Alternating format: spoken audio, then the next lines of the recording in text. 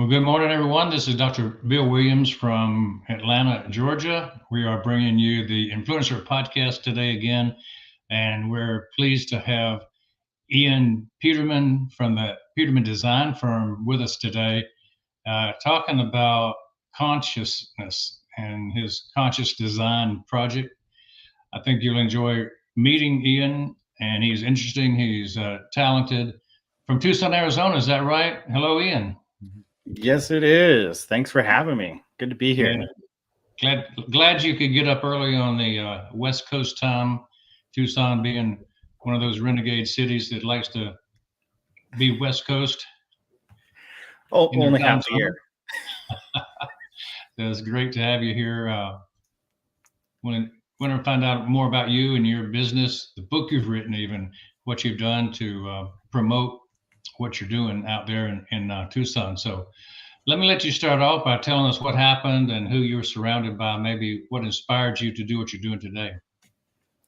Yeah, so my background is my father's a designer and my mom's an accountant, and they both started some businesses when I was younger. So I had that entrepreneurial mindset and got to see them go through successes and failures. And then I was also really influenced by design. I wanted to get into engineering and product development. I love drawing things and inventing things. And so about when I was 12, I decided that engineering was the way I wanted to go. And then kind of fast forward, I went to engineering school for a while. And I learned about industrial design, really enjoyed the more artsy design side of product development, switched degrees, eventually got my industrial design degree. My first jobs were mostly on the mechanical side because I started learning CAD when I was about 12, 13.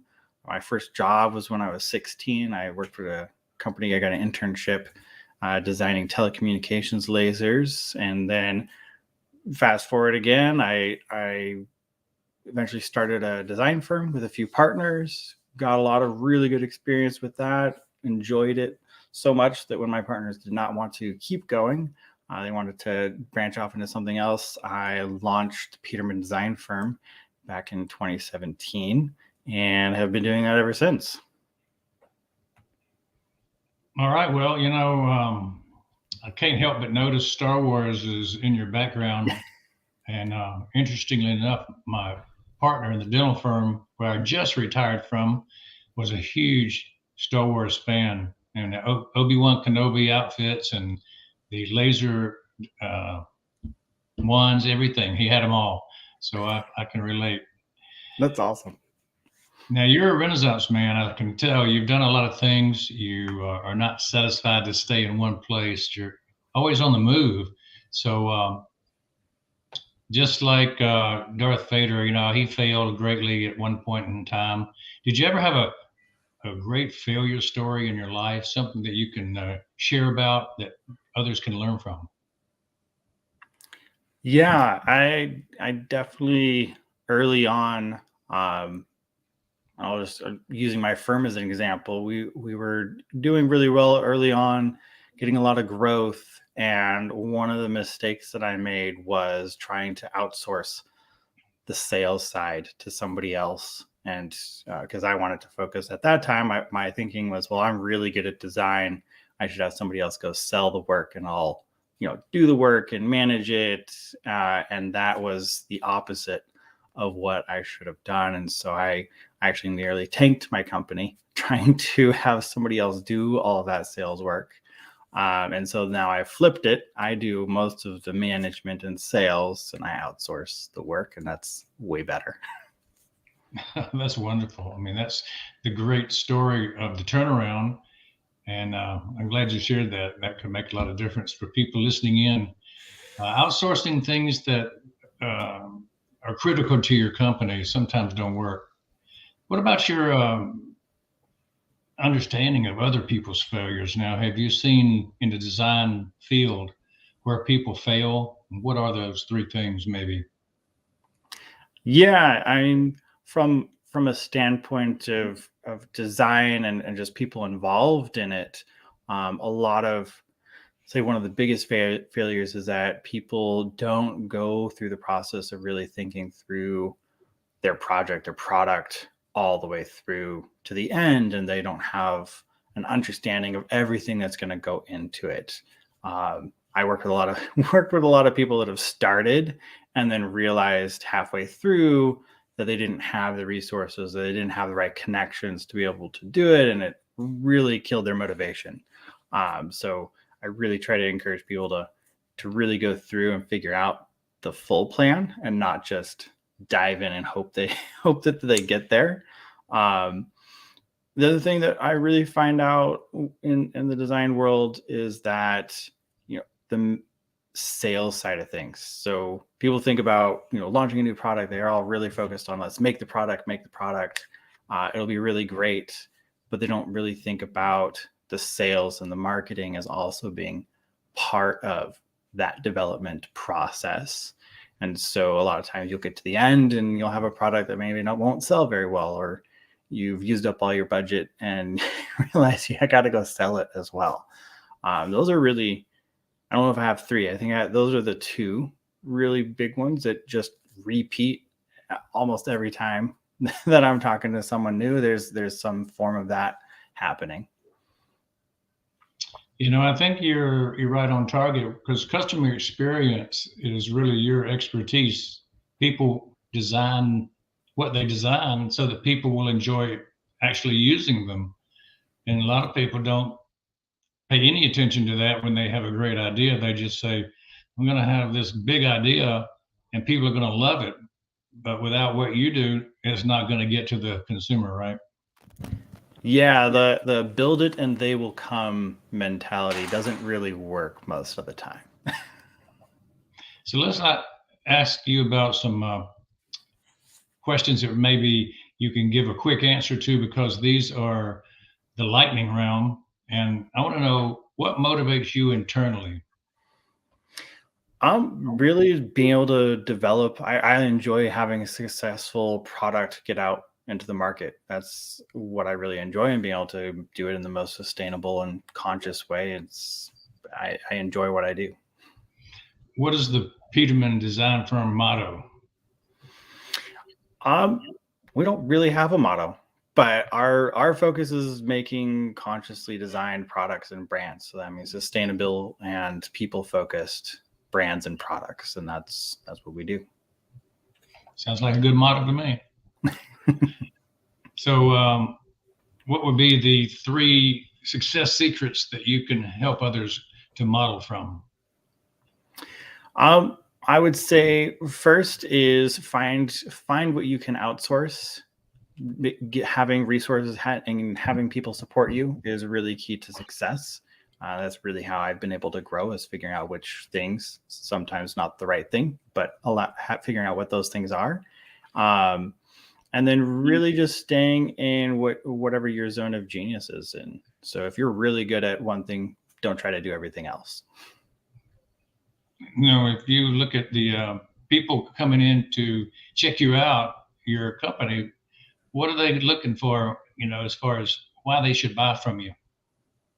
So we work with a few different, types of customers, but I'd say the biggest one is we work with a lot of professionals that have a really solid career that they don't want to give up yet, but they have a product or business idea in their field or related to their field, and they need a good partner to design, develop, and launch their product and brand. And that's what we're able to do as a full service for them, and they don't have to quit their career that's going really well for them to do that. Yeah, I think that's got to be the key. People need what you sell, and that leads to the question of who's your ideal client.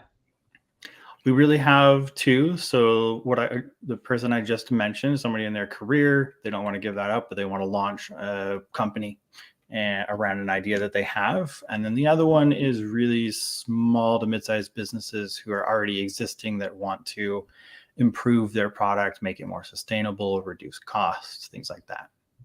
Yeah, how do you go about finding these kind of clients? Well, years and years of good SEO has been helping us. We get a lot of leads from our website, and then also we build strategic partnerships with a lot of different companies across industries, patent attorneys, manufacturers, and that network brings us projects that we then are able to work on. So you've got tried and true brand ambassadors for you. You've got good word of mouth, and you have good SEO. Yes. Now, what about the products? Actually, what do you actually offer people, companies? Yeah, so we at the maximum usage, we offer an end-to-end service. We can, from a napkin sketch, turn your product into a new company, a brand, develop it. We have a couple services that are really specific. We offer pitch deck, capital raising services in terms of creating those decks and resources you need to go get funding. And then we offer what we call a discovery, which is an initial engagement to go through your idea, figure out what you need to do, figure out those kind of roadmap pieces so you have an idea of the full investment in being able to do it and how feasible that product is going to be and how we might roadmap a path to success for that product. And so those are our two, I would say, primary ones if people are to reach out to us. So you don't have a particular physical product as much as you have a concept that you help people develop so that they can bring their product to market. Correct. Is that called industrial design, or is that called, what kind of design is the actual term for that in the field? So industrial design and engineering, those are kind of degrees, and they're both used in it. It's really new product development is probably the best term that would encompass all of that. And sometimes it involves different, you might need an engineer, you might need an industrial designer. Typically you need all of it in order to make it successful. Gotcha. Okay. What about the competition? Who is your competition and how do you crush them? Well, we compete with a few different kinds. We compete with design agencies that are out there. And one of the things that's unique is we're able to take the product all the way through to the end where you start making money on it because of our partnership and our network. We're able to actually help you with the sales and marketing side as well, not just design you a pretty product. And then we also have a lot of people that go to invent help type companies. And again, where we win again there is that we're able to take it through to the end. We don't just get you a patent. We actually get you to a commercialized product. That's our specialty, is commercializing your idea into something that makes you money. Would that include things like consulting firms or coaching firms? People that do, what would you say, life coaching? Yeah, because we actually do all the work. We're not there just to tell you, how you can do that. We're really a full service. We can do some consulting as well if you want to do it yourself, but where we really shine is building it all out for you. Now, do you have online platforms that you and your country rely on that you use in your daily operation? Yeah, we use project management software called Asana, and when we use Slack pretty much every day, and then we use G Suite as our primary data and email system. Pretty handy. And you consider those pretty valuable too, I guess. Yeah. What about your client experience? Do you have what you call a 5-star client experience? And how do your guys that work for you go about delivering that? Yeah, so we do a very, I'd say, a pretty hands-on engagement with clients. So that's usually my role, is I'm there as a liaison between all the design teams, engineering teams, and the client.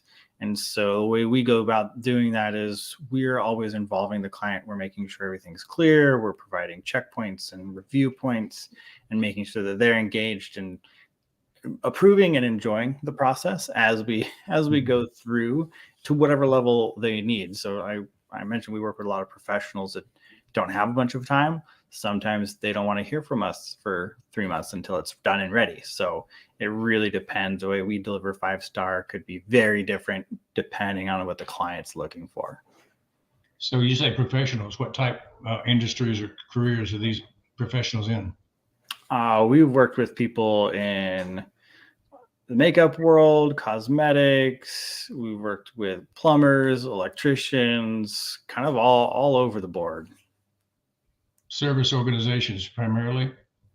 Yeah, primarily people that are working in service, and then they're wanting to expand and have a product company as well. What about your clients? Do they get converted to brand ambassadors on a regular basis? How do you go about doing that?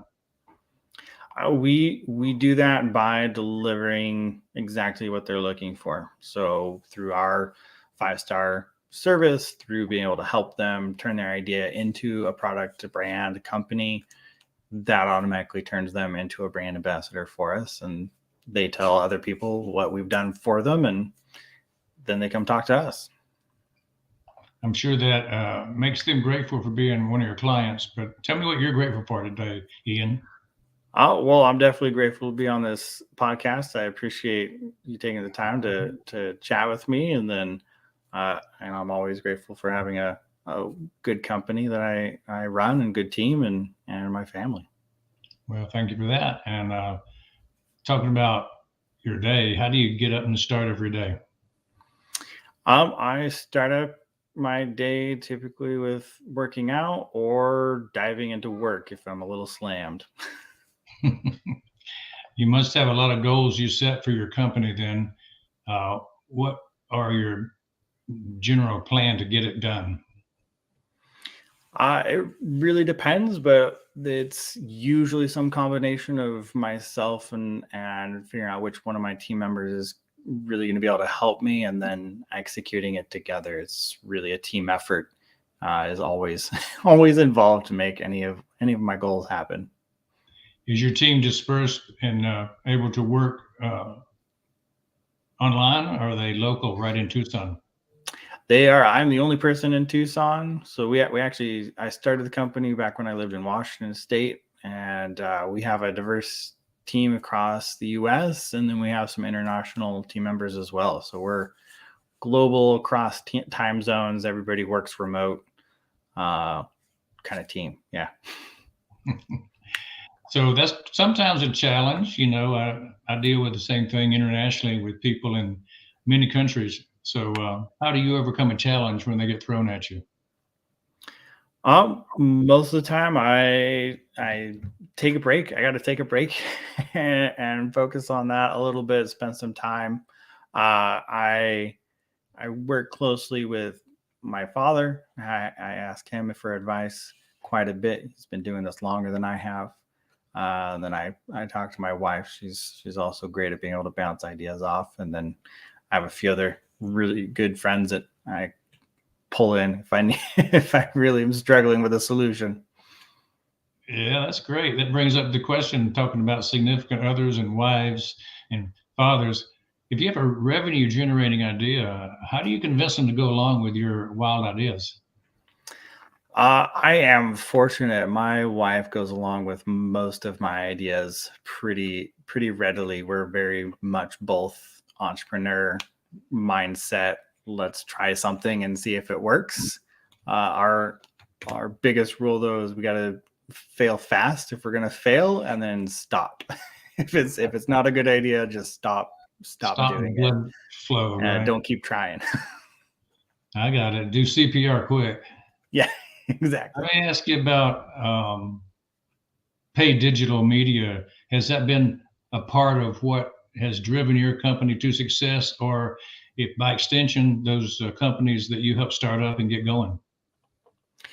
It's paid ads. We have a hot and cold relationship with paid ads. We've had it work really well, and then we've also wasted thousands of dollars with no results. So it's we have it for what we do. It hasn't been a tried and true, but most of the products that we launch, they do work really well on ads. Most most physical products, even digital products, ads are a great way to go sell them, and it works well.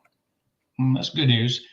What about a percentage of the income or so that a company brings in should be dedicated to, in your experience, this revenue for paid digital media?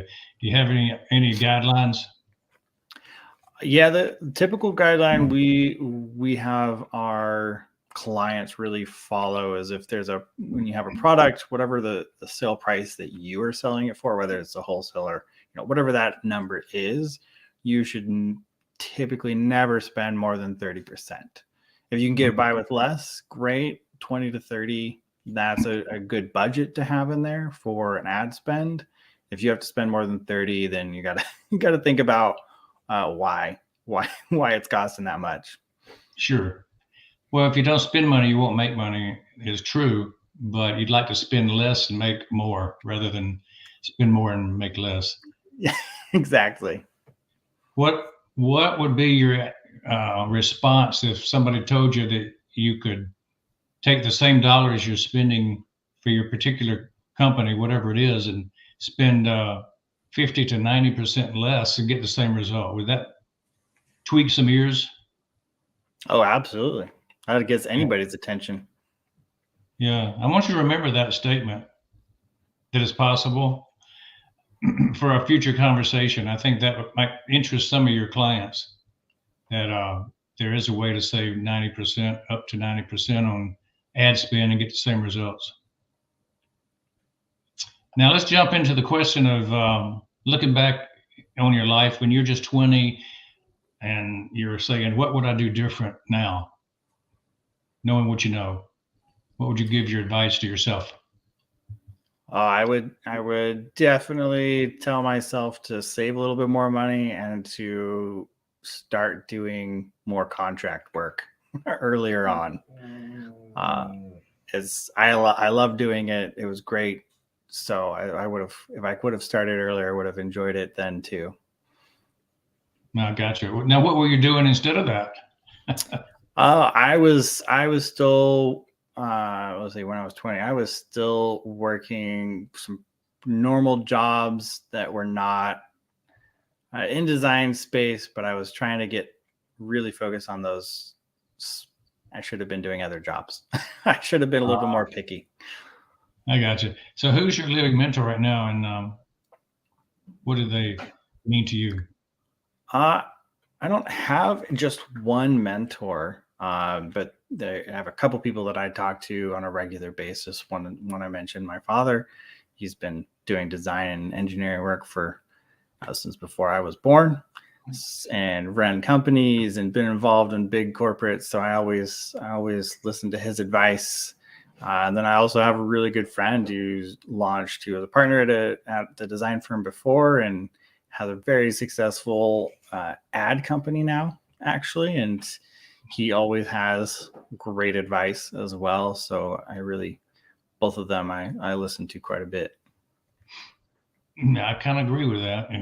My dad was my big mentor, I'd say. And I remember sitting down in Dunkin' Donuts when I was 17 years old, and he was talking about what you want to do for a living. And he said, I gave him a choice between a dentist and a physician. And I sat down at the counter at the Dunkin' Donuts and did a Ben Franklin balance sheet dividing between the two professions. And gladly, I chose to be a dentist, and that turned out to be a much better choice than where the medical profession has ended up in the last few decades.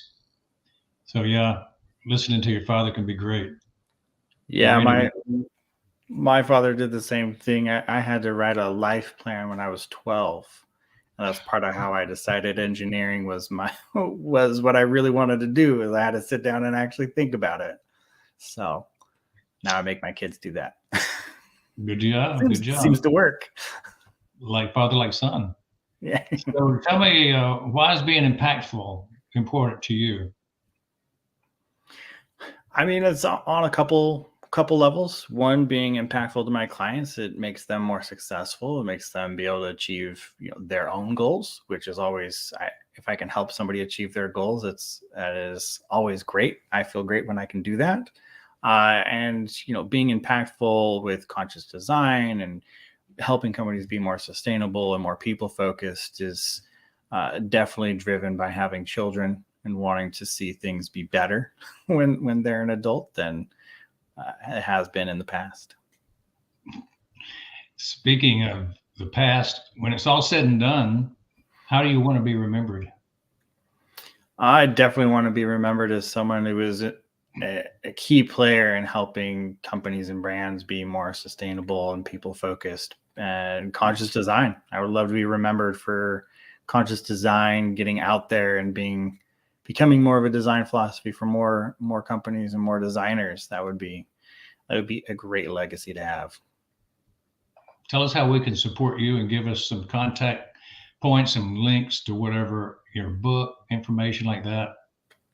Yeah, well, I mean, you're already supporting me by talking to me and letting me share what I'm doing, and I'll briefly mention the book Conscious Design. It is out on Amazon. You can find it, or you can go to consciousdesignbook.com and take a look.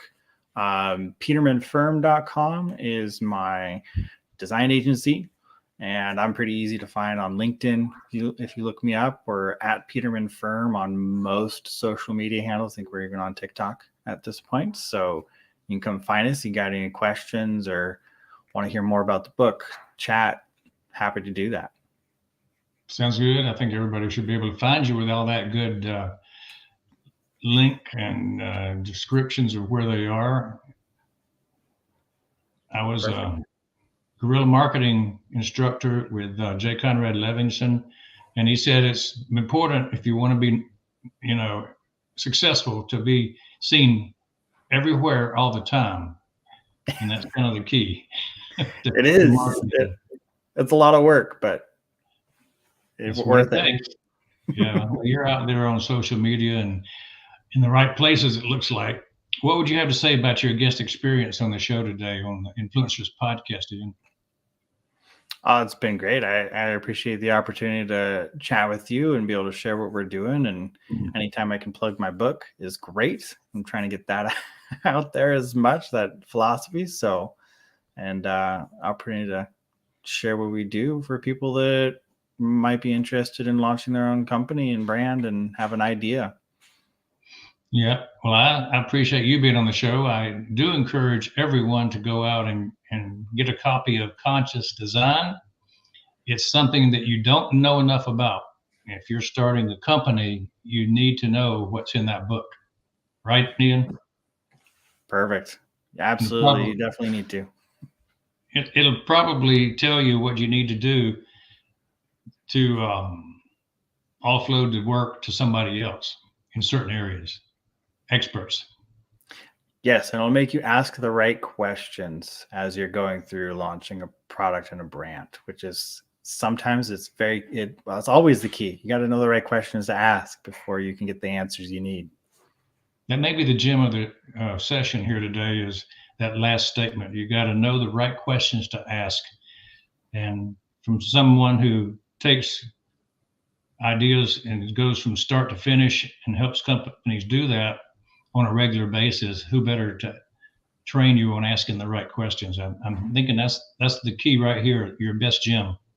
I'm going to give you the final word and let you speak to our audience and talk about whatever is on your heart, whatever is important about conscious design. Yeah, well, thank you so much for being able to do that. Really just wanted to quickly go over just conscious design. And really it's built on 4 key pillars: observation, impact, connection, and inclusion. And as we're going through, it pulls together a lot of things that we know, ergonomic design, human first design, and it really pulls it together and ties in the business end, which I'm really passionate about. I love the business end of things and creating a successful business, and how does that tie in with design, and how do you think about everything? So for any of you that are listening to this that want to improve your own business yourself, definitely recommend getting the book. but you can also work with me if you want someone to hold your hand or do it for you, walk you through the process. Then that's what I'm here for, and would love to chat with you. All right, that has been Ian Peterman of the Peterman Design Firm, and I'm so glad. Thank you for that final word that you laid on us. I really hope people will take advantage of the opportunity. So from this point on, there's nothing better than just getting information to you that's important. I'm going to leave a URL up here for the team that's following us. Those who are not part of my team already, I want you to have this opportunity to know that otrim.co/Golden is here for you. And I want you all to log in and check out what we're doing. This is the platform that I operate from. It's always great.